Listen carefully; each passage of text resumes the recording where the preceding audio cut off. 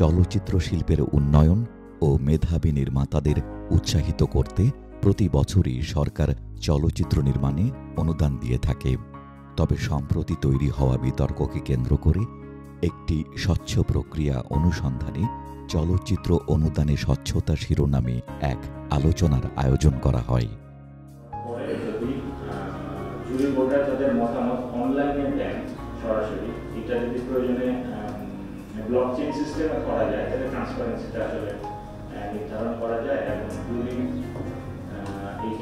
এটা একটা ধারণা আপনারা করতে পারবেন।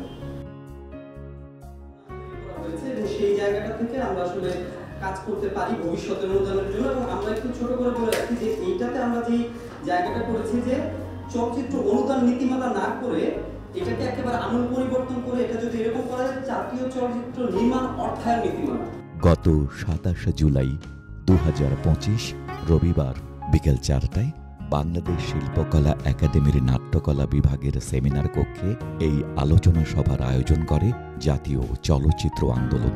অ্যাডভোকেট শফিকুর রহমানের সভাপতিত্বে এবং মোহাম্মদ নুরুল্লাহর মূল প্রবন্ধ উপস্থাপনায় চলচ্চিত্র গবেষক বিধান রিবেরু, চলচ্চিত্র নির্মাতা ও অনুদান কমিটির সদস্য আকরাম খান ও পার্থিব রাশেদ, চলচ্চিত্র নির্মাতা এন রাশেদ চৌধুরী, মোহাম্মদ কাইয়ুম, বাচসার সভাপতি কামরুল আহসান দর্পণ, বাংলাদেশ চলচ্চিত্র প্রদর্শক সমিতির প্রতিনিধি রুবেল ইউনুস সহ বিভিন্ন চলচ্চিত্র ও সাংস্কৃতিক সংগঠনের প্রতিনিধিরা এতে অংশ নেন।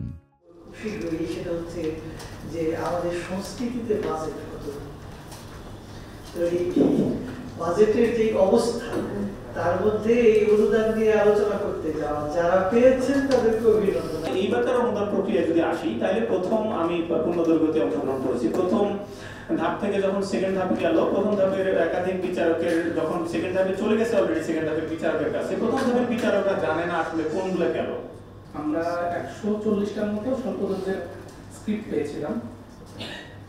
তো প্রথম যখন স্ক্রিপ্টগুলো আমরা বিশেষ করে আমি থরলি পড়ি, মানে খুবই দুঃখজনক যে প্রথমবার মনে হয়েছিল যে অনুদান দেওয়ার মতো আসলে কোনো স্ক্রিপ্টই নাই।